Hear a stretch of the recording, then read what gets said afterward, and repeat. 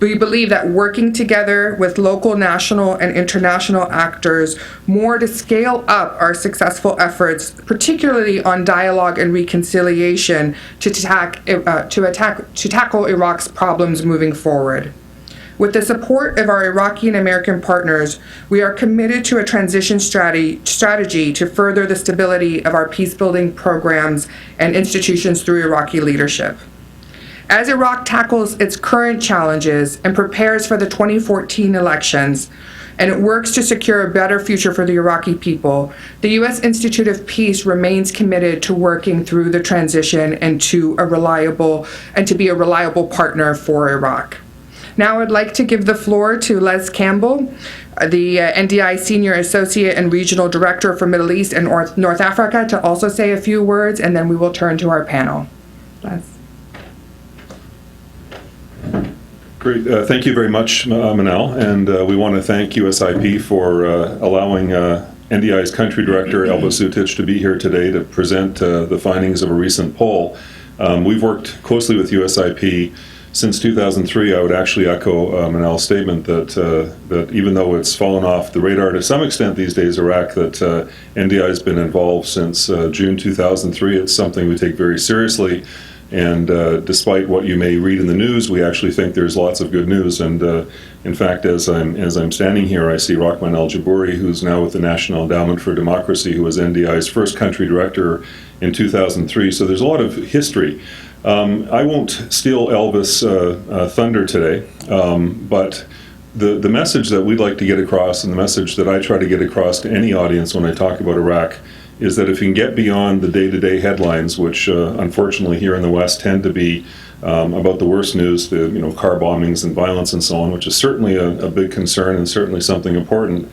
But if you get beyond the headlines, there's a lot going on inside the country that seldom sees Western media coverage. And one of those things is I think the amazing normalcy of Iraq politics. We're about to head into an election.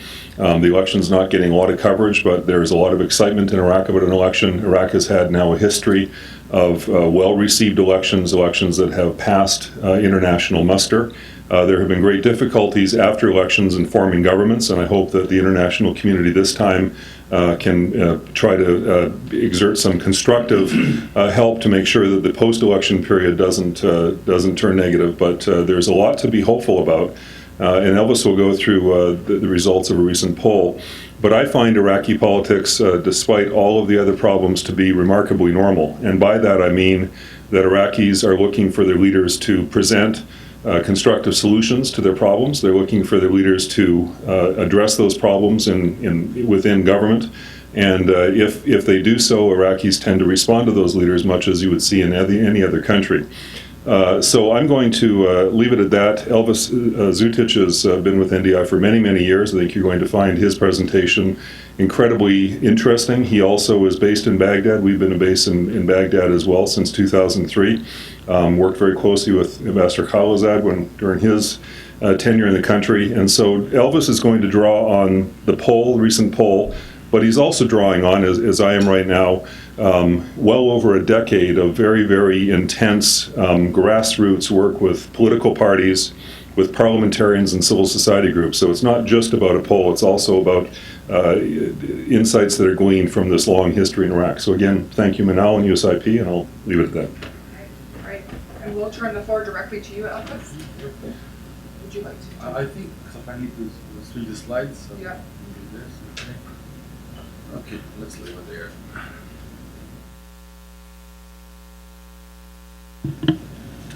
Warm greetings, everybody, from the much warmer Iraq than what the DC is these days.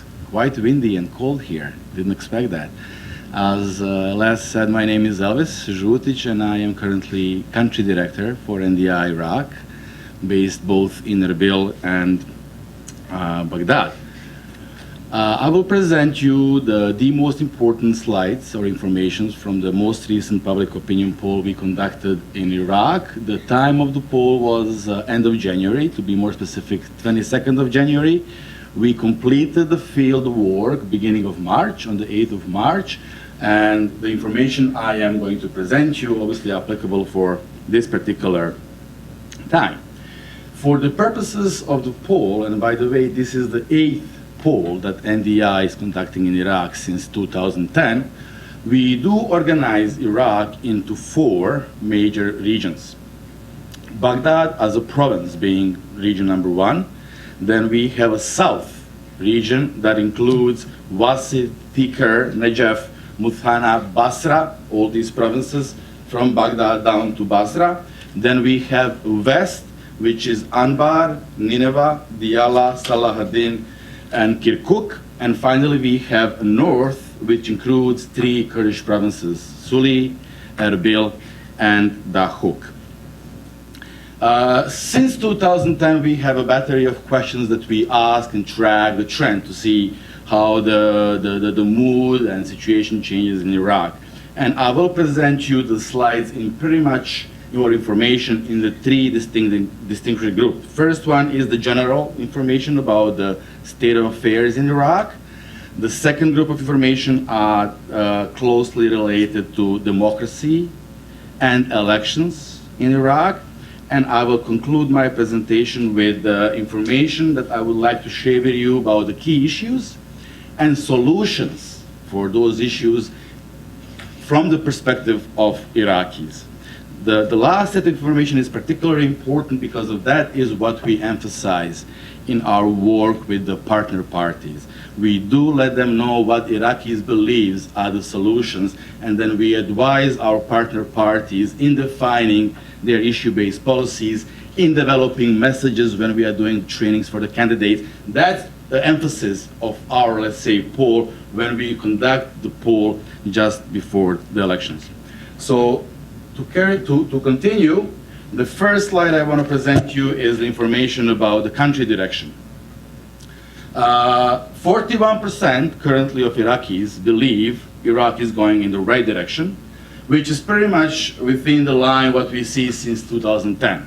There was a peak down in September 2013, and mostly I believe that is as the reflection on the provincial election results, especially the late elections in Nineveh and Anbar that actually occurred only in June, while the provincial elections occurred in April. So I believe people were not happy first with that fact, with the delayed elections, and secondly, I believe people had different expectations in terms of the outcome of the provincial elections. So that's why I think we had this 9% decrease in terms of the right direction of the country, but right now we are back in the low 40s. What is interesting here is actually the next slide.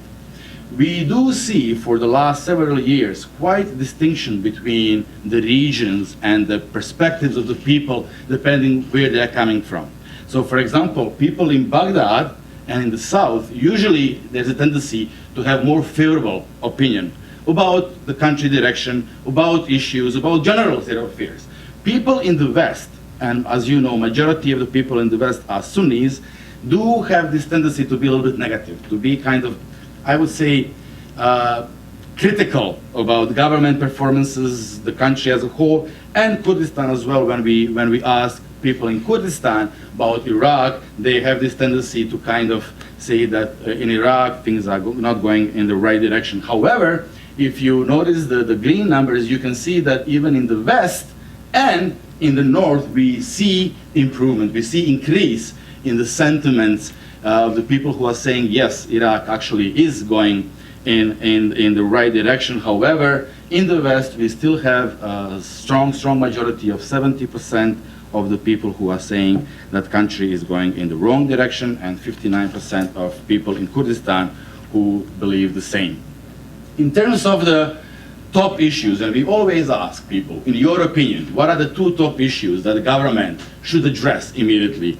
And we usually have these 5 suspects. They are changing order depending on when we ask, but security, jobs, corruption, basic services were quite high before. They are not anymore. Obviously, government is delivering in this particular field quite well. Most recently, and sectarianism are the top 5.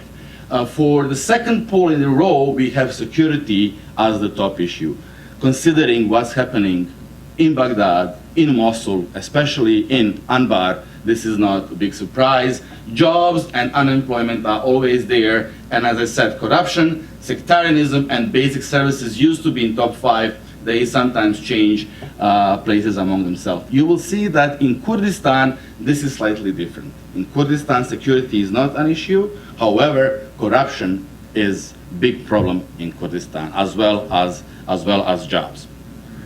Then another question that we usually ask for the last 4 years is we ask people for the range of issues if they believe the situation or that issue is getting better or worse. As you can see, all these pluses in compared to September, people do believe that on all set of issues, situation is getting better. People are getting much more optimistic about Iraq, and you will see that that is strongly reflected in the slides that are coming that will address the matter of people's enthusiasm about elections, their feelings about if the elections are going to be free and fair. But you can see here that electricity supply and water supply, we have strong majorities of the people who are saying situation is getting much better. Where government is underperforming still is sectarianism and corruption. Corruption, we still have 71% of people who are saying that that particular issue is getting worse. Sectarianism, 62%. So this is something when we brief both governing parties and those who are kind of government but in opposition as well, that is what we kind of say, please pay attention to this, try to address these issues. That is what people believe is not going well or doing good in Iraq currently. Again, when we take regional perspective, again we see big differences. We see, for example, that Baghdad and South are on one side of the spectrum. They are quite optimistic. They do see, let's say, security. 57% of Baghdadis, 68% of people in the South believe security is getting better.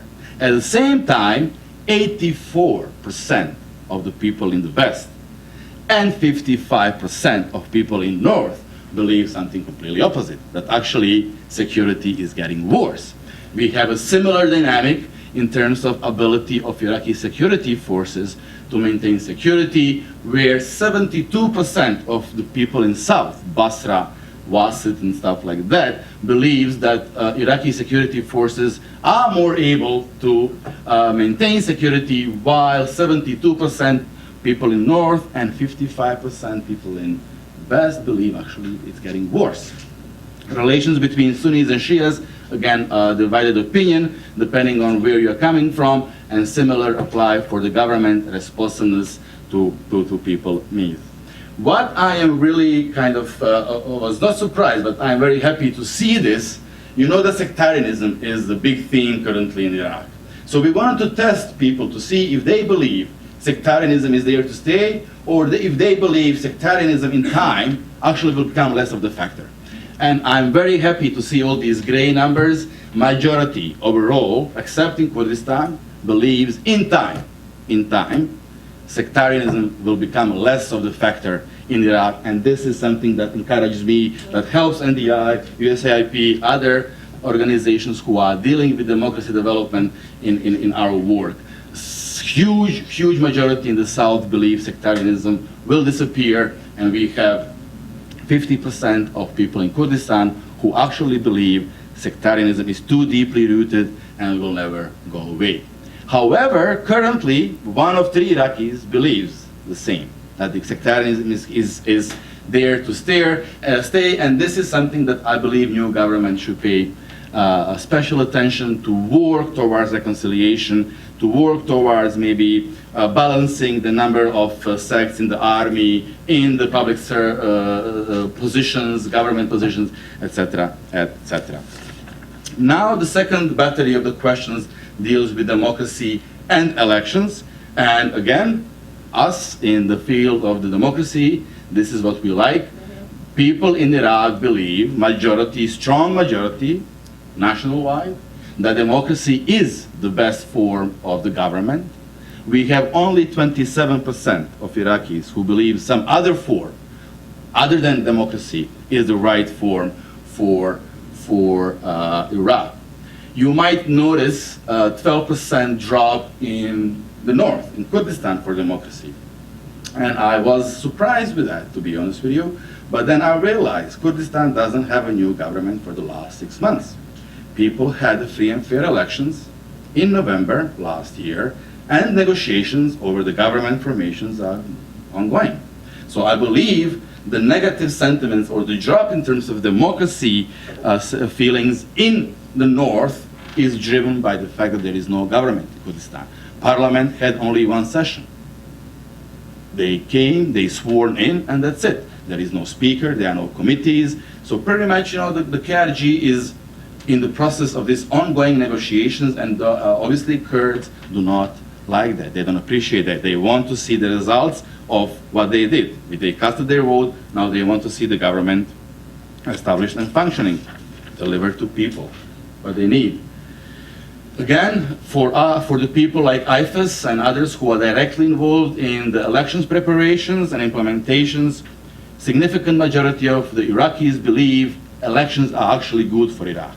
Yes, we had lots of elections and they were all good, but still the enthusiasm is there, and you will see the numbers about how people feel in terms of enthusiasm, but majority of people in Iraq believes elections as such are good for the country. This is followed with the enthusiasm as well. We have 75% of Iraqis who are more enthusiastic about upcoming elections in compared with the previous elections. The latest one, let's say in Kurdistan, was in November. Then we had in June and April the provincial elections. So we have significant majority of people who are much more enthusiastic, and you will see that will reflect on our projected turnout for the elections, which will be on the slides to come. So in Baghdad in the south, people are particularly enthusiastic, not so much in the west, and you will see this, the west sentiments in terms of enthusiasm is reflected in very low turnout, projected turnout in the west. The lowest in the country will be in the west, and it will be the lowest among Sunnis. 2/3 of Sunnis, according to our poll in the west, will stay at home. 33% of Sunnis in the west intends to go out and vote. Numbers for Turkmen, for Kurds, for Shia in the west are much higher. It goes 67 to 90% of projected turnout. But among Sunnis, again, 2/3 of them plans to stay at home. And again, that is something that we highly stressed in our consultations with our partner parties. We send the messages, said you need to do something to encourage people to vote.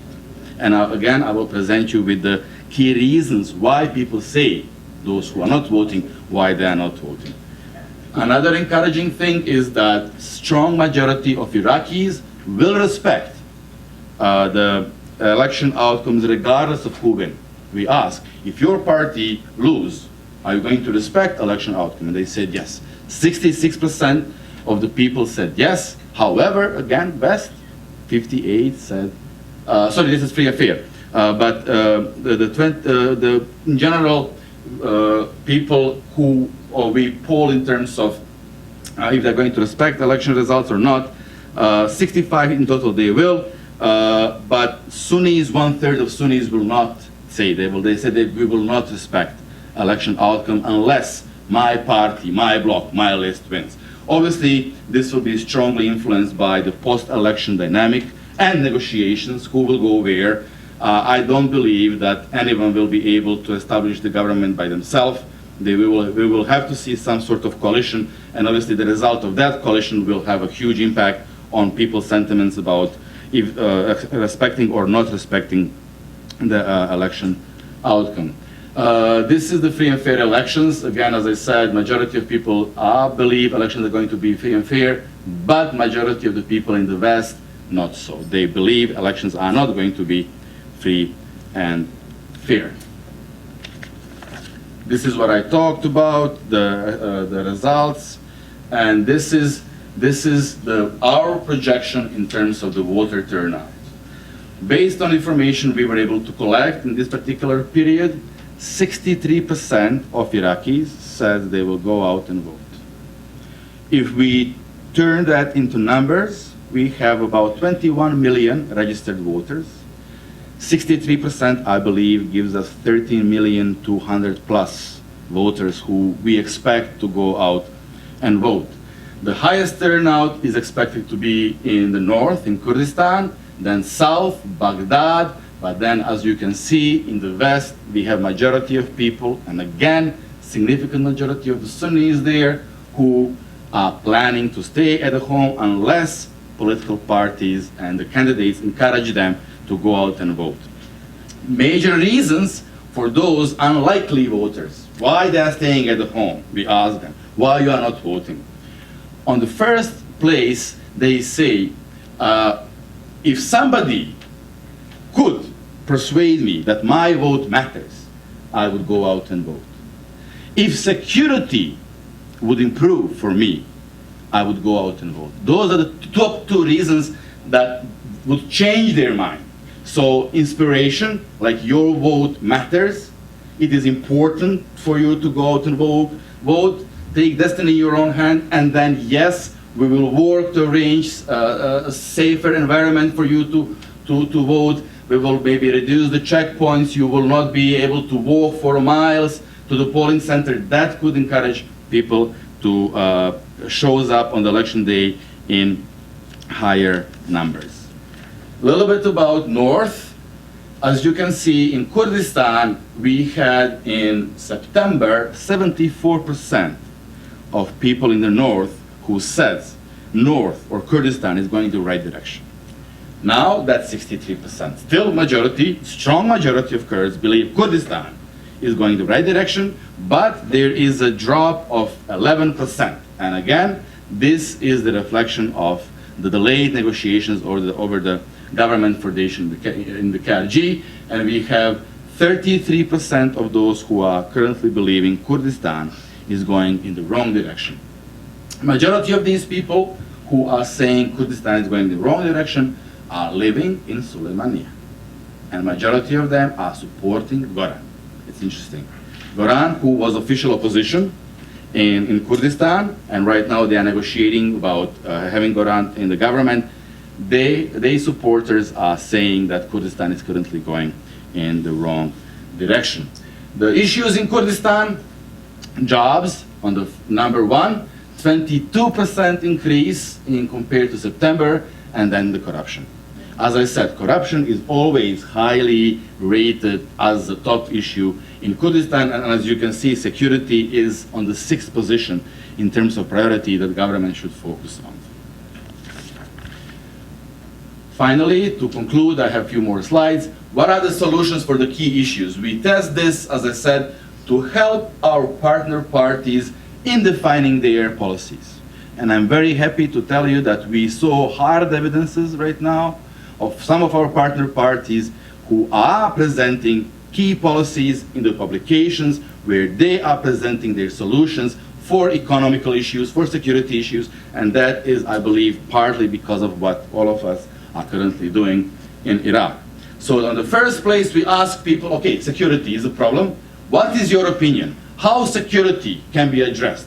What the government needs to do to improve security? On the first place, people says, our army forces should be better equipped, better equipment. On the second place, they say more training.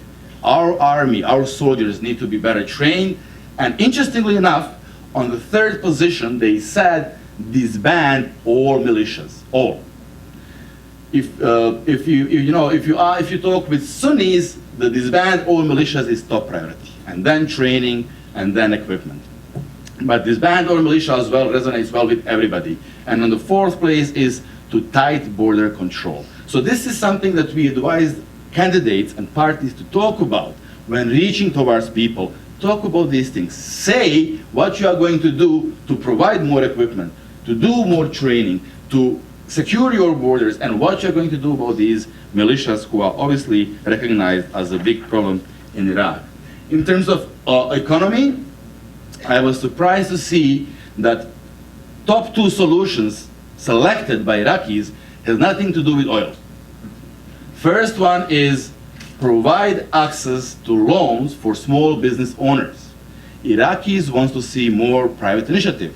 Give us loans, give us money to open our shops. We don't want to depend solely on the oil and oil revenues. Second solution selected by Iraqis as the best one is incentives for companies who are hiring more people. Enable business community to hire more people. Give them some incentives, taxations, reduce, whatever. Do something how you could encourage employment. And then the oil comes, etc., etc. So this is very interesting. And again, one of our partner parties do feature some of these things in their election platform. When it comes to education, on the first place, people say, you as a government need to improve the quality of teachers. They are not happy with the quality of teachers. Lack of schools, chronic lack of schools in Iraq as well. Third measure to improve school curriculum as well, and then increase punishments for teachers who are asking bribes. Reduce the class size resonates well in the north.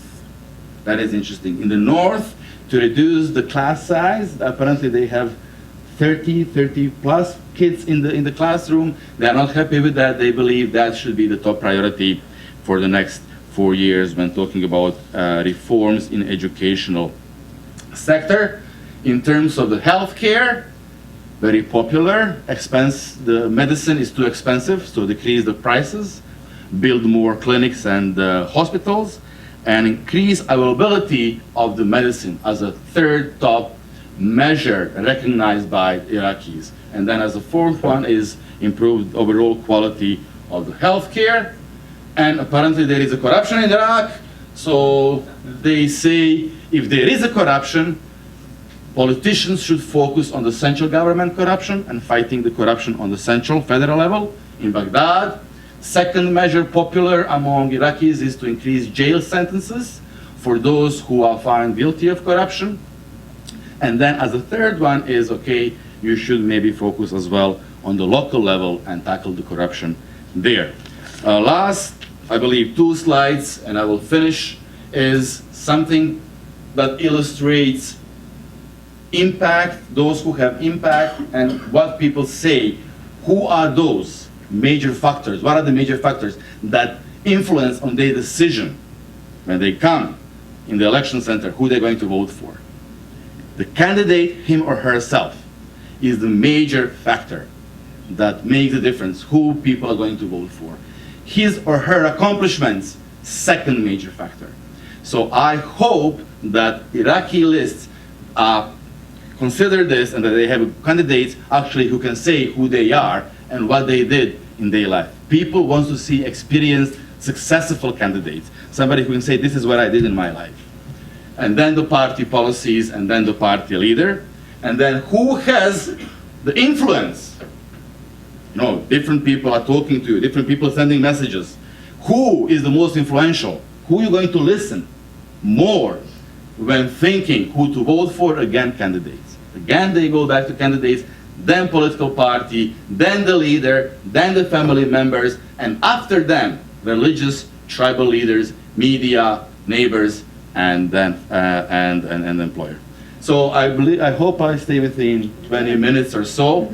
That is, guys, what I had to present to you, and I'm looking forward to hear your questions, and if I can, I will be more than happy to answer. Thank you.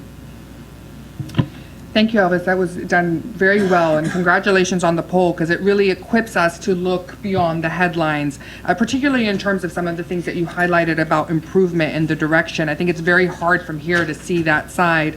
I think it's also very interesting in terms of the issues we have in security, sectarianism, and corruption. The last few times I've traveled to Baghdad, I've been told by senior Iraqi officials that they see corruption as more dangerous for Iraq than terrorism. So it's very much at the highlight of the thinking.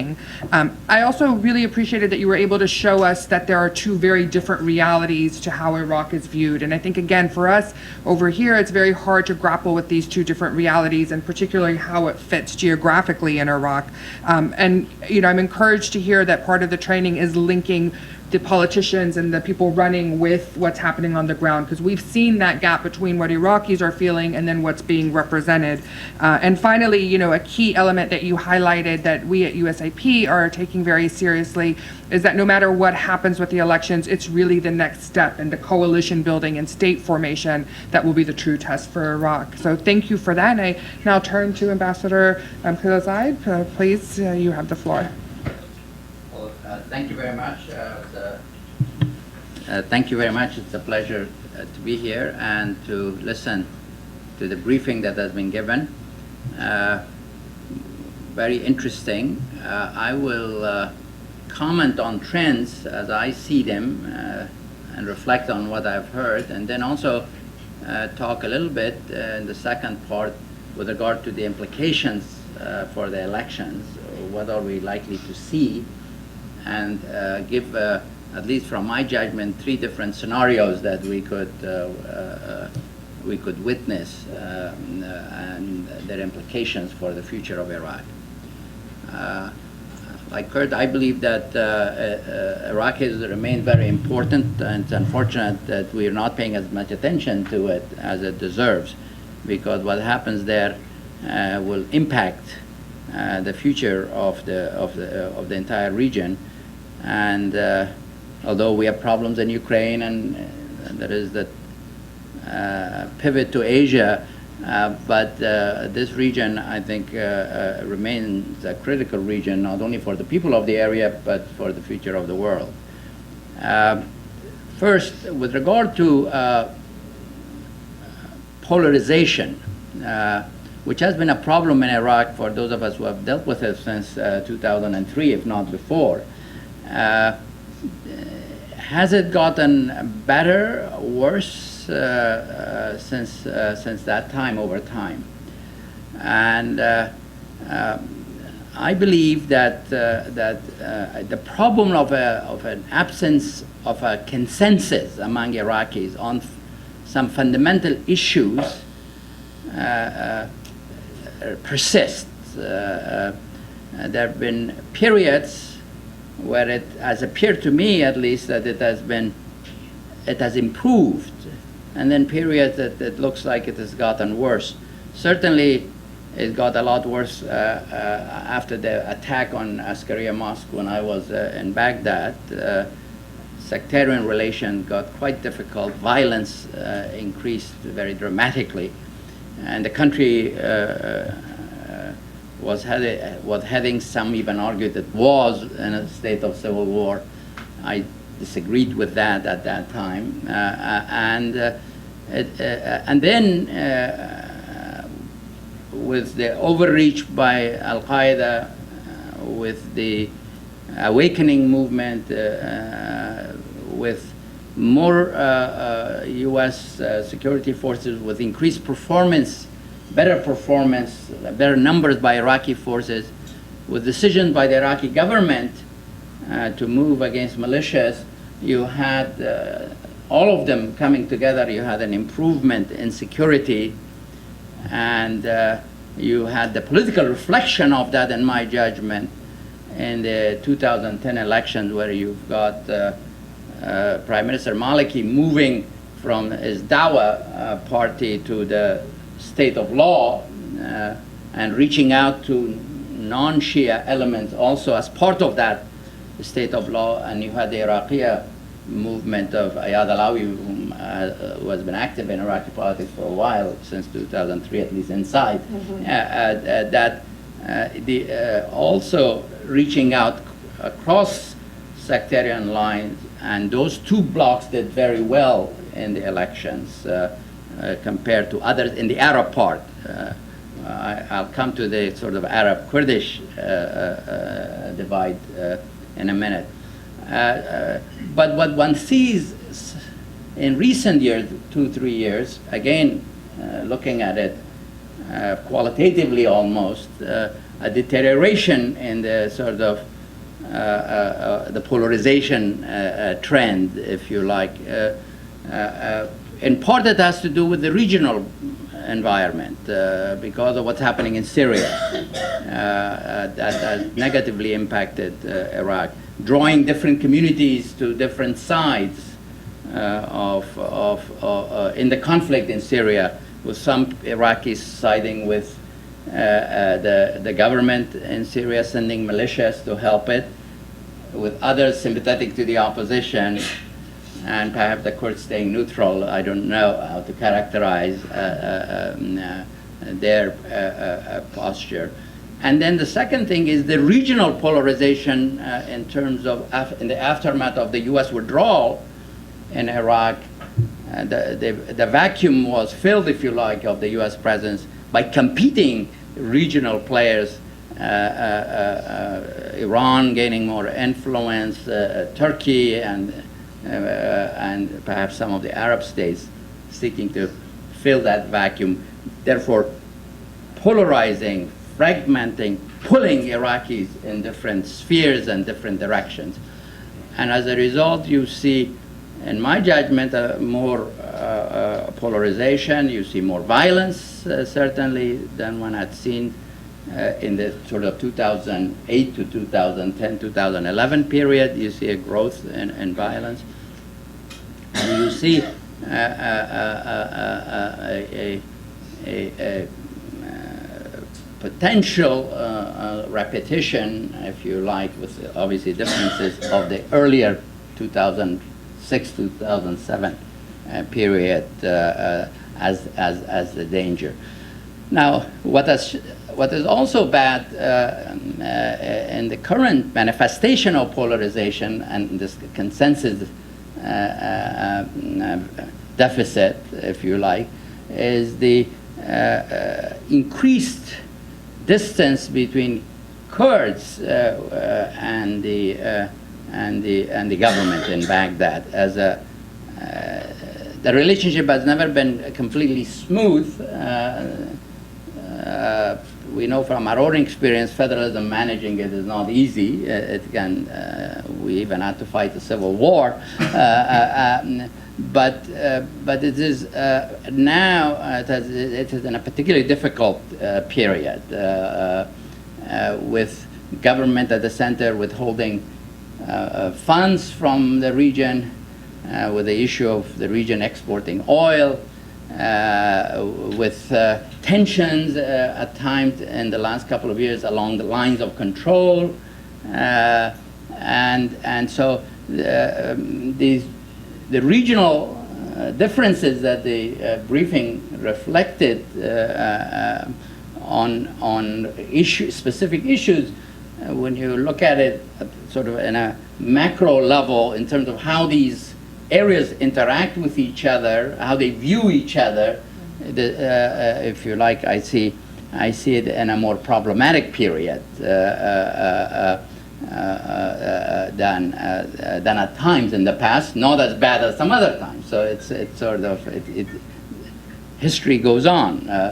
The second point that I want to conclusion I want to draw analytically from what we have heard and otherwise is that if the trend continues, and there is only 2 weeks left until the election, so there isn't much time, it is likely that the Sunni underrepresentation, if you like, the Sunni representation is going to get worse in the next parliament potentially. Because there is a lot of violence in western Iraq, with two cities not really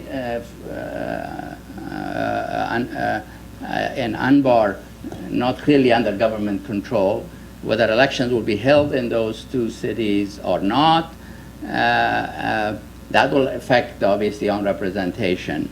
And second, that there is obviously some perhaps 500,000 residents from those areas that have become displaced people or refugees. And the third factor being what was said in the briefing, which is the participation level of those who can participate being so low that you're likely to have a kind of a they're not going to be as representative as represented in numbers that as the population would indicate. and the potential alienation of the Sunni population from the institutions of the state, parliament in particular, to the elections, or obviously with regard to that. Third thing is that one of the other negative things that I see is that the fragmentation of the Iraqi party, which was as a collective body, it was neck and neck in the last election, as we all remember, with the state of law, Dawlat al-Qanun. And now what you see is that Iraqia has splintered. You have a number of smaller parties, groups that were part of Iraqia forming their own political parties. And therefore there will be smaller groups emerging from the elections. That will make it more difficult in terms of consensus building. Maybe it would make it easier in terms of government formation. Some would say, if you embrace, as I hear the discussion currently in Baghdad, some attributed to the prime minister, that maybe rather than building or going for a unity government, which has been the case since 2005 elections, to go for nationally the unity government in which all communities will participate, to a government that will be majoritarian government, that from a functioning point of view, the argument is that it could make it easier to make decisions rather than waiting for almost a consensus to be built before you decide on important things.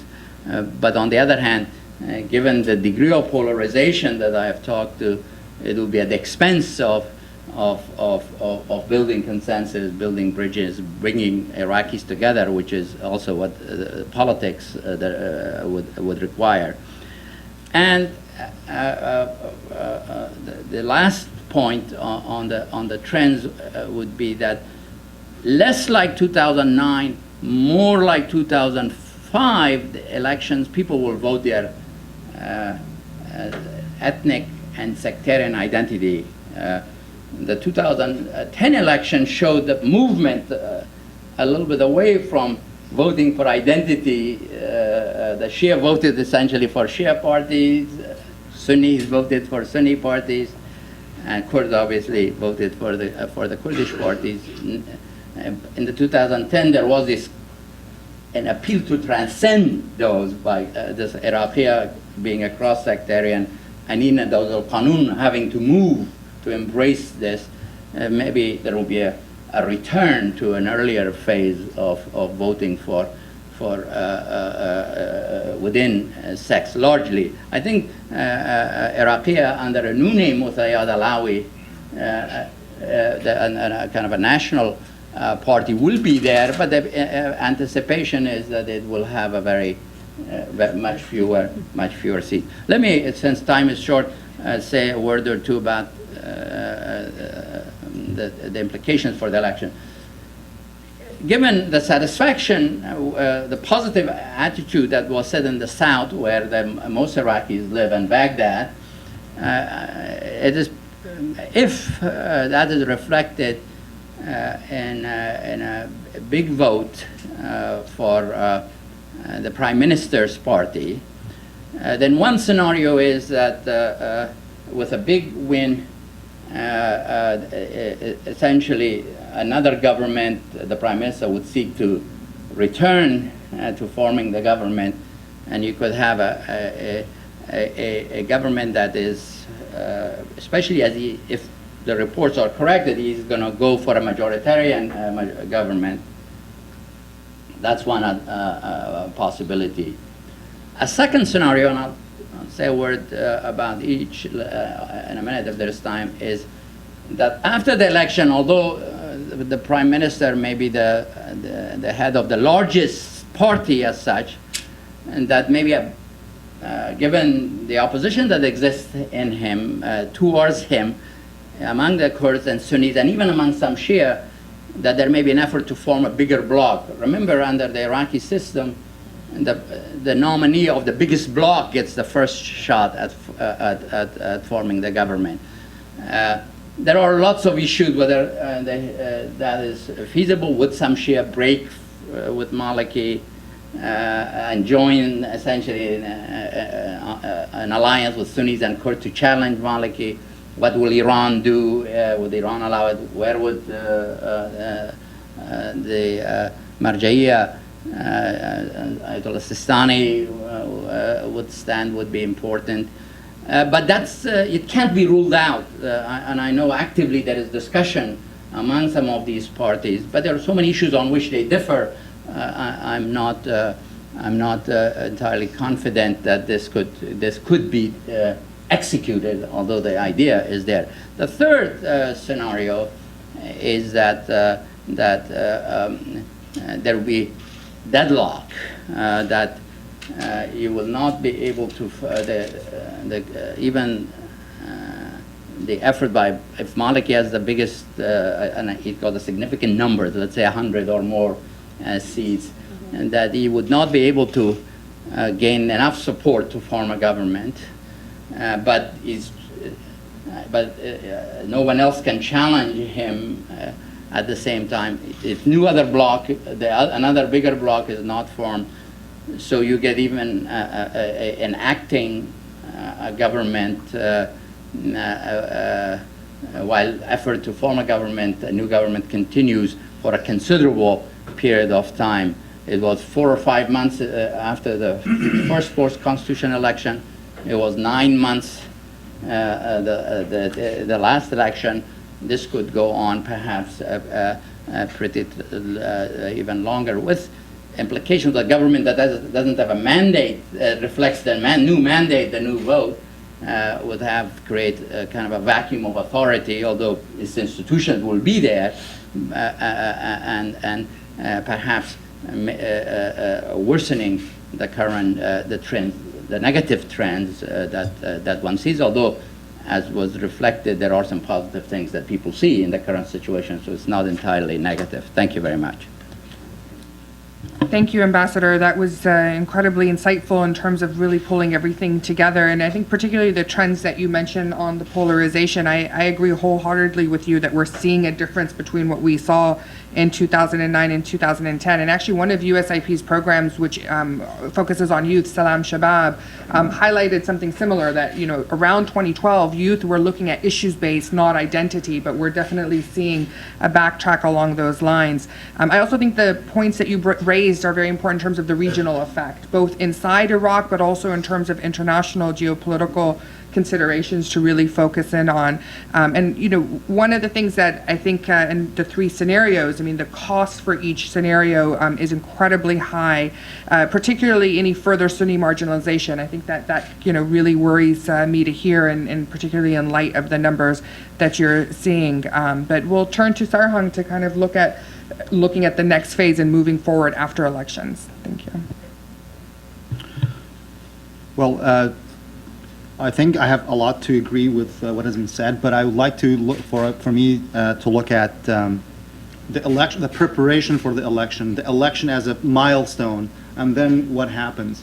I think for the past 2 years, a lot has been attached to the elections. It may represent different things for different people. For some people, it may be as simple as replacing the prime minister because they cannot work with the prime minister, or for some others, could be a political solution or a change of political representation. For others, it could be security. So there are different expectations. There was a vote of no confidence on the prime minister because they felt that there are certain things that they cannot do with him. And if you look at the trend of the issues that the different political parties had with the different prime ministers, I think there was probably over-personalization of the issues, making it about the prime minister rather than the political system and what issues with the political process.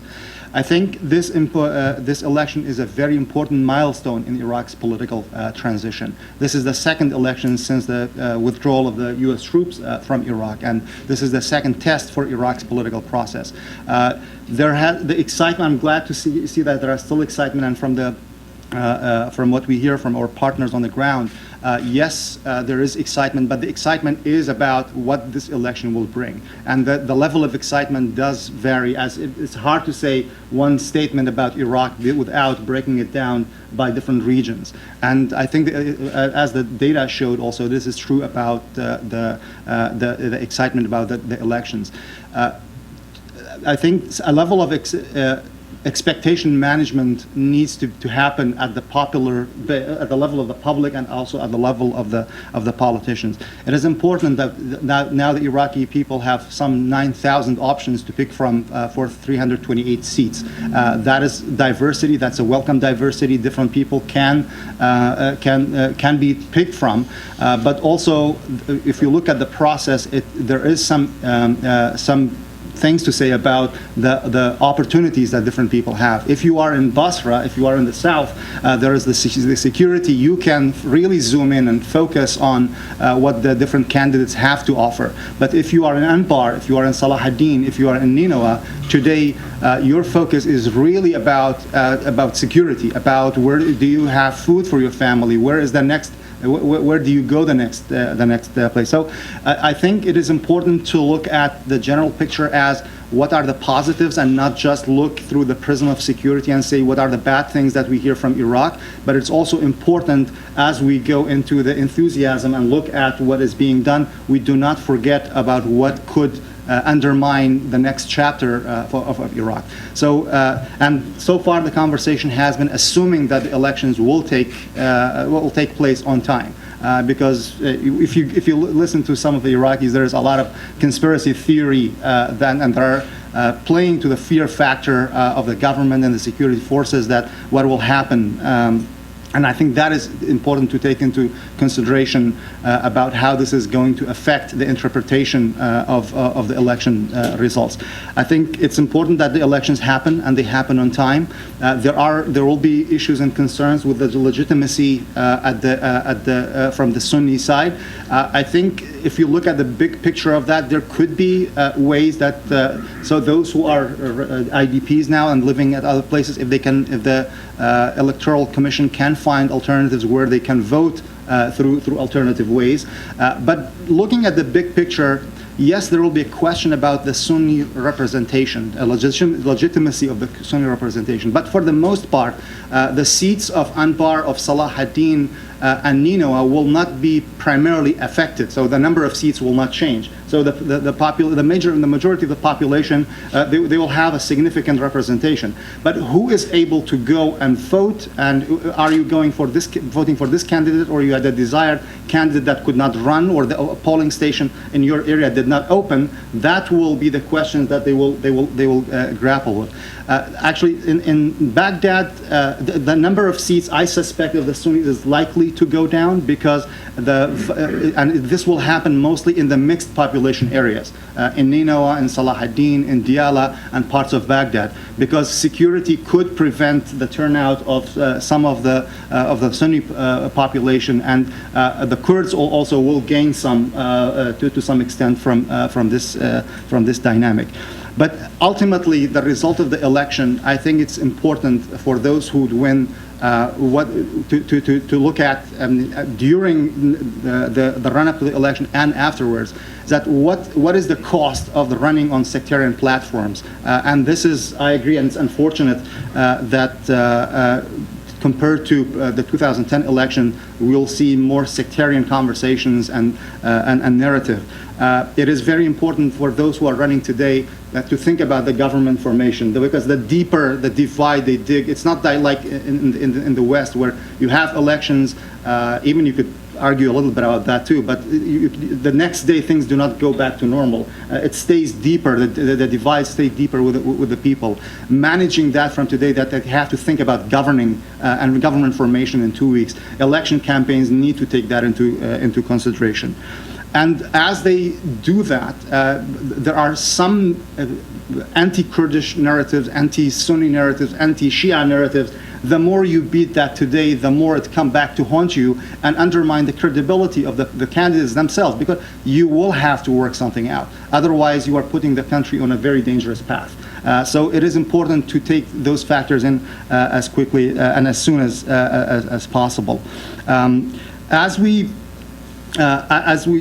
think there is a lot at stake with the elections. I mean, the narrative, the sectarian narrative, the divide, it threatens the very fabric of the Iraqi society.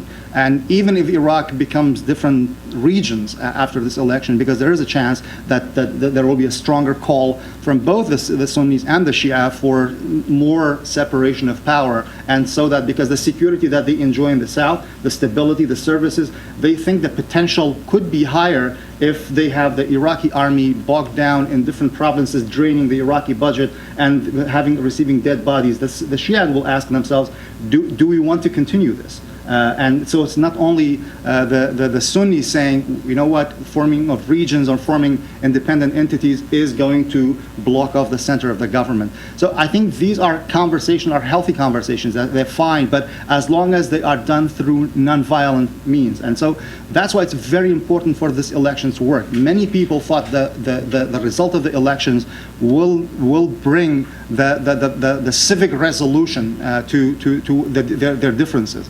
I said this. I mean, I was listening to what I said. But we had an event here last year, and listening to what I said then. So some of the issues still remain. And I was reading Secretary Gates' book when he was talking about the surge and what were the issues at the time, 2006, 2007. A lot of the core issues remain, although there are definitely improvement in services, and Iraq's politics has decentralized. Actually, if you look at the provincial elections, it has decentralized. There was competition. There were changes in political dynamics. We don't know yet. A lot of the political parties and people hope that the same dynamics will hold today. It will bring new faces. It will bring bring new political realities. But even if it doesn't change the people, it is important that they remember that the nonviolent resolution to their differences is important, and time is an important factor to look into. Because this is how people will look at it. They try the political process, different rounds of elections, and some of the core issues remain. They tried, and especially if you look at it from the perspective of the Sunnis, they said they tried civil disobedience, and they tried protest, and it still did not bring results. And if this time they do not also realistically look at the elections at what is possible and what is realistically possible, they could be in for a major disappointment, and it could increase the polarization and then the divide. So that is an important aspect to look into. And as we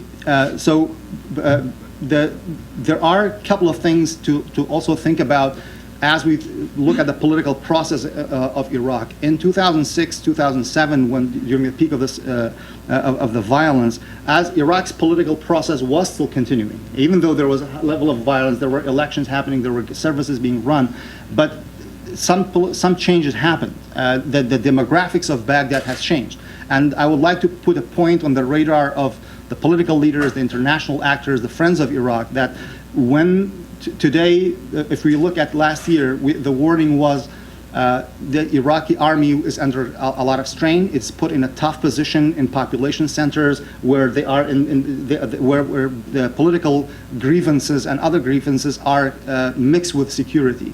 I think if you look at the picture today, it's more complicated. The geography of that problem has increased, and the complexity of the issue has risen.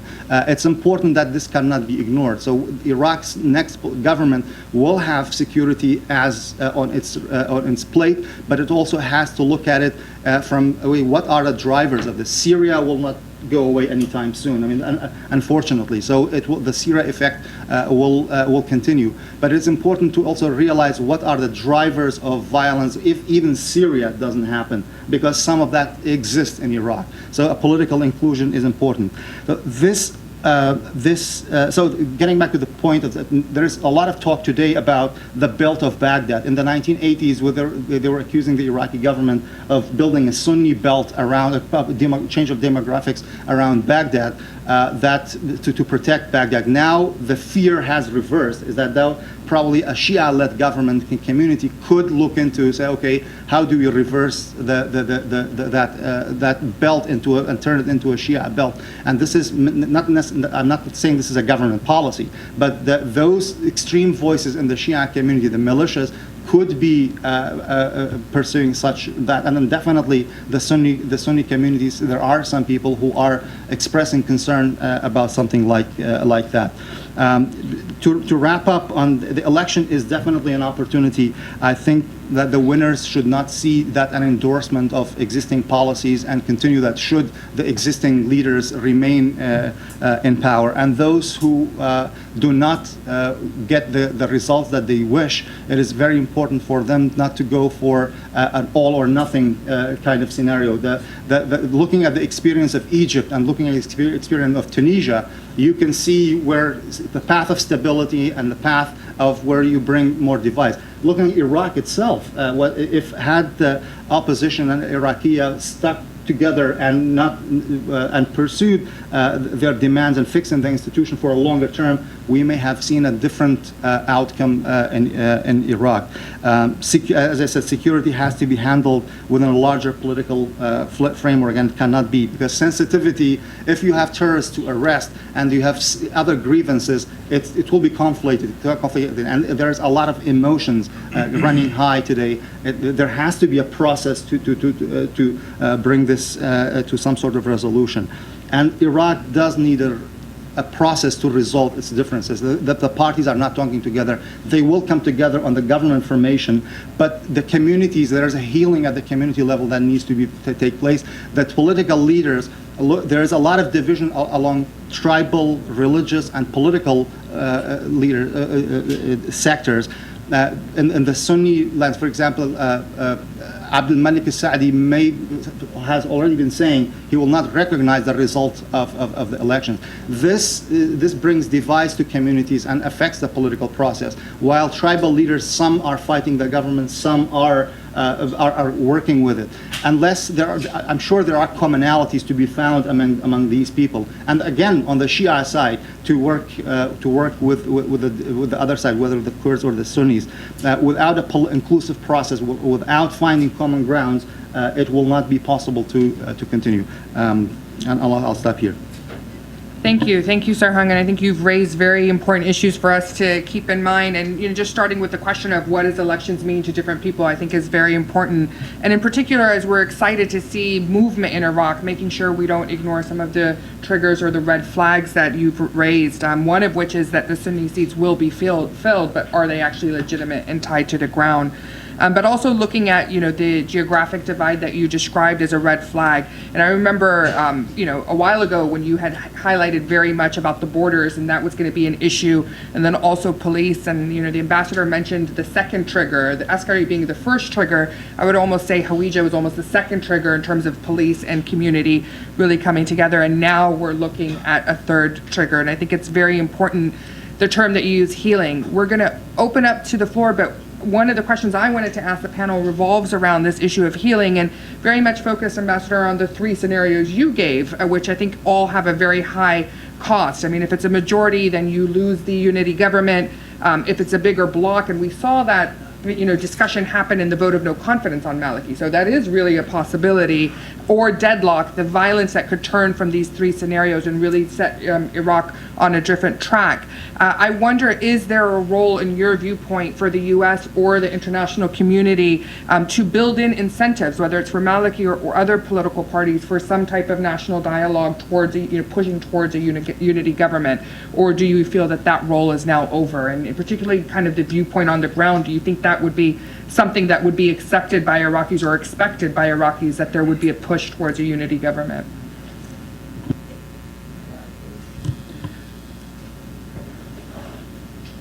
Well, there is a role for the international community to help, although with regard to the United States, the relative weight and role of the United States has changed. It's not as considerable as it was at one point, and even then it was hard.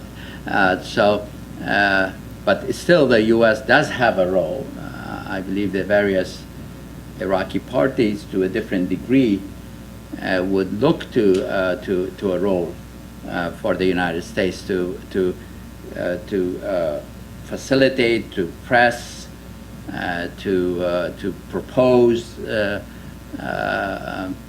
ideas to bridge the differences.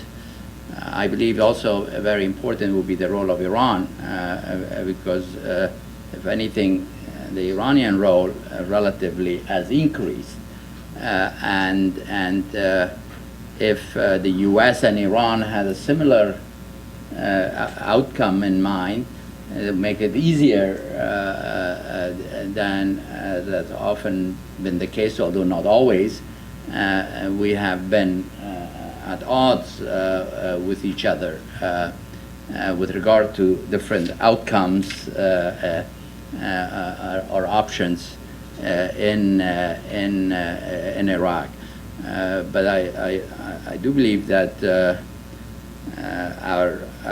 there is a role. The United Nations representative can play a facilitating role, as well as at least these two powers, if not more. So this election, if I might conclude on this, is perhaps in some ways more important than any other election that Iraq has had, because I do fear that if it produces deadlock or more of the same, and some of these issues are not, progress is not made to address them, that there may be the beginning of a discussion, which I hear the start of, and that how Iraq is organized needs to be examined, whether it's whether it can function as it is. So it may lead to more fundamental questions being raised about the future, and so I hope that the election will lead to a consensus building and healing, and that was mentioned here, rather than further polarization that unfortunately some of its neighbors would like Iraq to go towards. Sure, very briefly. National unity government versus majority government. It is the top issue in Baghdad. It's the top issue in Iraq. And you have different opinions from different people you talk to. And it's, again, quite divided. Depends on who you talk to. What I believe, regardless of what kind of government we talked about, and that is what Iraq, I think they failed in 2010, is the program. Can we bring people around certain ideas? Can we bring political parties, blocs around certain programs that address jobs, security, education, healthcare? If you have your policies, I have my policies, let us see which policies are better in what area. I think if the process goes in that direction, if we start talking about issues, and maybe we don't have to agree about everything, but if that is the nucleus of our negotiations, rather than who will be the president, who will be deputy prime minister, who will be the minister, then I believe majority or national unity government is fine. And that is something that we strongly advocate and work. Are they going to be ready in 2 weeks or after 2 weeks to do that? We will see. Some of them will be. We will see if they have enough partners to negotiate based on policies. Give me your policies, show me, I'll show you mine, you show me yours, and then let us see. Great. Yeah. Open up for questions. There's a mic that's floating around. There's the first question here. Hi, my name is Nick Boros. I'm with TD International. My question is, how do you think the lead up to the elections has affected the dispute between Erbil and Baghdad over the oil exports? And how do you see that dispute changing after the elections take place? Thanks. Should we take a couple of questions and then come back? Is there any other questions? Right here. Hello everyone, my name is Maiwan Naveed and I work for the Department of Defense. I would like to first thank all of you for the great presentations, and also I would like to thank USIP for putting this forum together. Mr. Ambassador, I met you for the first time in Afghanistan in 2005, and I become a big fan of your political views on Afghanistan and Middle East. And with that being said, I would like to ask you two short questions. The sectarian violence, since it's a big issue, do you think that it's manageable while it was not manageable in the first place? And the second question will be, since sectarian violence is a big problem, do you think that it will find its way to the military forces, and sometime in the future they might just intervene and interfere with the election process, and they'll try to avoid people that are trying to vote for the opposition? And also I would try to ask Elvis in regard to the militia, that in Iraq, the Iraqi people think that having militias are the bad idea and they shouldn't have it, even though General Petraeus, he was the one who came up with the idea that it might help. And it's the same problem in Afghanistan. They do have these militias, but unfortunately people are tired of them. They created a lot of problems. So what is your view in regard to the militias? Are they effective in providing security for Iraq? Why? Because at the time when General Petraeus came with the idea, it was effective, but right now it's going on a different direction. Thank you. One more question, and then we'll come to the second round. Thank you. Marina Ottawa with the Wilson Center. I was very struck by what seemed to me like a disconnect between the result of the opinion polls that showed that the percentage of people who worry about the relationship between Baghdad and the provinces is very, very low. I think it was like 2%. And what I think is happening in the country, when you read what's happening, not just with Kurdistan, but I'm very struck, or Nineveh or Anbar, but also what's happening in a place like Basra, where the governor is calling for regionalization. Can you explain this disjoint? In other words, is this an issue that just concerns the politician but does not register with the public? Shall we start? Who would like to start? Go ahead. Well, on the issue, I'll take it in the order that it was served. One, on the oil issue, it's really at the very heart of the federal structure in Iraq. And this issue of do the regions have the right or governorates to develop, explore and develop and export oil, but share the revenue, because the Constitution does say very clearly, and a lot of my gray hair has to do with being present at the negotiations over the Iraqi Constitution, because it does state that oil belongs to all Iraqis in all provinces. So the revenue sharing is, and it emphasizes jointness a lot, the Constitution. That makes distinction between old and new.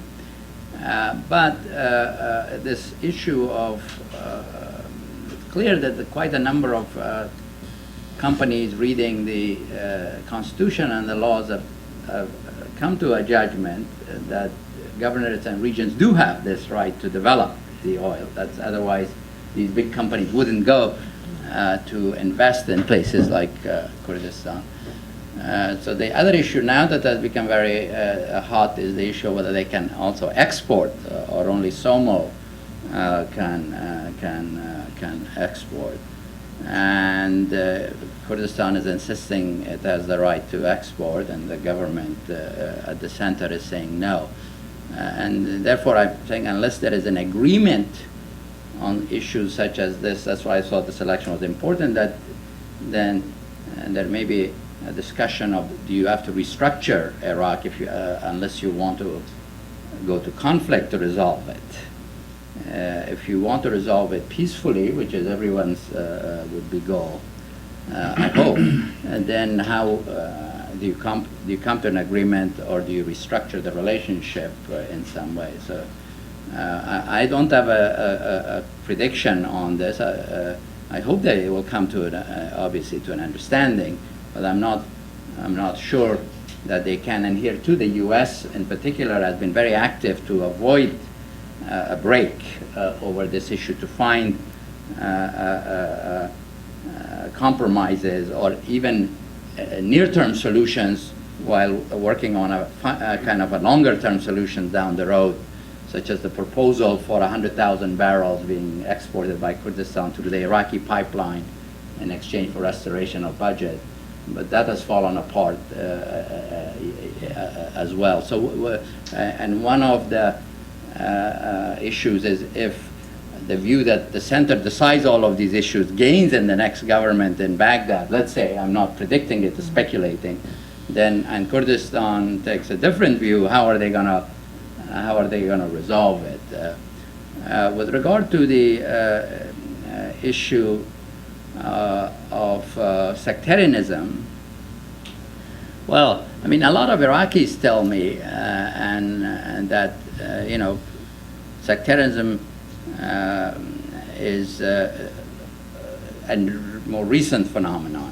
But there are other Iraqis who tell me the opposite, that this has been part and parcel of the life of the region or the area going for over 1,000 years. And but you both have a lot of evidence for their point of view, including intermarriage, including for the view that says this hasn't been a pronounced issue, and the view that there are tribes that are half Sunni, half Shia, and that this maybe during Saddam something went a little out of whack on this issue, and now some people are perhaps seeking to take revenge on what Saddam did, or others are maybe nostalgic about an earlier period, and sort of this coming to a new compact about what it means to be Iraqi and how the Iraqis relate to each other. Some progress has been made, but Iraq is not quite there yet, and this process of nation building, which this really is, state building is something aside, it takes time, especially the experiences that the Iraqis have had. So, and the region has not helped. Iraq is at the fault line of where the Arab world and Iran and Turkey meet, and the mix-up of the population makes it a particularly challenging place. And therefore the range of outcomes are unfortunately a little broader than one would like to see. Now, with regard to militias, I would say, although it was directed at my colleague, since I was there with General Precarious for a period, and I mean, the United States' view of militias is generally negative. I mean, I used to say in Afghanistan and Iraq that militias are the infrastructure of civil war. That the answer to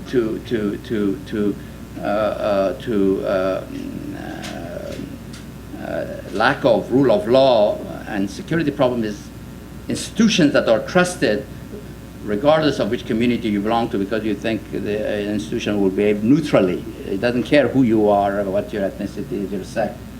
You broke the law, whatever. But at the same time, it takes time to build those institutions. Look at the history of police force build-up in the United States. There were periods in which a black person in some parts of the United States, when he or she saw the police, didn't feel a sense of security, felt threatened by it. And so therefore, well, that is the objective. There is you know, this process, and I mean the history of Iraq on the institution building is, we could have many hours of discussion. But what happened with regard to the awakening was that some of the people that were insurgents fighting the government, they were turned for a period to a force that could be working with the government to fight Al-Qaeda. It wasn't a militia as militias normally would be defined. It was a short-term solution to a situation in which you had to deal with. And unfortunately, I am a little critical of how those people were treated over time, although they did serve a very important purpose in terms of their being integrated into the structures of Iraqi state and society. Very briefly, I believe the ambassador answered the issue, the question about militias. I totally agree. And you know, when I brief people in Iraq, when I say militia, when I present this, they all believe, people that I brief, this Hezbollah or ISIS, the terrorist organizations, pretty much. That's what how they understand this idea that is quite promoted, especially among Sunnis, that they should be kind of dismantled. Yeah. So that's the only comment I have on militia. In terms of the oil disputes, as Ambassador said, maybe the constitution is not really clear. But Iraq is a very young democracy, and it will take time. It took time in the states for the constitution, and then tons of amendments to the constitution to be where we are, and that is what will happen in Iraq. This is natural to have tensions between the only region currently in Iraq and the federal government over the money, oil. And I think it takes time. Currently, this issue is abused by both sides because of the campaign, because of the elections, but they always find a way to agree, and they will find a way to agree this time. I think in the future, constitution has to be changed. There are lots of things that constitution doesn't address, and I think the division of the power between provinces, regions, and the federal government, ma'am, something that you ask, is another thing that is quite vague in constitution and that has to be better defined. We still don't have a federal council, the second chamber in the parliament, the chamber that should protect the interest of the provinces. In our poll, we did ask people about division of power between federal government and provinces. And when you ask people, they do give you opinion, but on their own, they do not rate that relation as extremely important. When we ask them what do they believe, who should have more authorities between different sets of issues, federal government or provinces, they pretty much says, as a normal, education, healthcare, basic services, provincial governments. Distribution of money, oil, security, federal government. And then we have big area of gray where they say both. People don't know. Because of, again, it's a young democracy. People need to be educated. People need to figure out what exactly should be the authorities of the provinces versus federal government. I think that's it, yeah. Very quick comments. I think some aspects, I mean, what we see in Iraq, some of it is, although it may appear negative, but aspects of democracy actually working. And to try to bring that into context, and as some of you may be aware that we had hosted at USIP the Prime Minister, 2 of his deputies, other members of parliament, people representing the legislative branch, the religious sector in Iraq. And all of them agree that Iraq, and I'll summarize it, all of them agree that the sectarianism, it's not the issue, it is political, it's power, it's the government is the core issue. But sectarianism is the way, that the easier way to get votes. And actually this is where democracy is, it's important that people still care about people's vote, and this is, it's an unfortunate path to people's vote, but it is still means that these leaders care about the people's vote. And I agree with Elvis that it's changing that conversation that is important, to turn it into issues, to turn it to institutions, the incomplete parts of the government that needs to be completed. And even the issue of sectarianism. If people are not sectarian, but they are acting sectarian, someone working on conflict resolution, that's an easier problem to deal with. The result for the person who's receiving the damage is the same, but to resolve it, it's an easier problem. Not easy, but an easier problem. And there needs time. The problem is that the conversations that are being had are individual or bilateral and behind closed doors, and it doesn't take the time and the process. And working on issues on the tensions between the minorities, and if you in the Nino province, there is a lot of distrust. There is a lot of disagreement. When they come to the table, when they sit through a methodical process, they find out that they have more in common than they have to disagree. And the issues of power, distribution of power, the issues of who rules where, it's in these conversations that people could convince each other. But it doesn't happen in one session or in discussion. It doesn't happen overnight. And it really, the issues need to be separated. And that's why we're the international community, getting back to the earlier point that the ambassador also talked about. This is the role of the international community. The Iraqis distrust each other to a great extent. They really need others' help. I think a year ago, Iraq was more sensitive to that help because it has recently come out from the withdrawal of the U.S. troops, and it wanted to exercise its sovereignty. But I think all the power parties now appreciate that help. What is the framework and what is that role? That could be discussed. But I think there is more opportunity with the election and it needs to be seized. I'm going to have to ask your forgiveness because we're not going to be able to have another round. We're out of time, but I do appreciate everyone for your attention and for being here with us today. And if speakers have time, I invite you to speak with them one-on-one. Thank you again. Thank you to the speakers as well.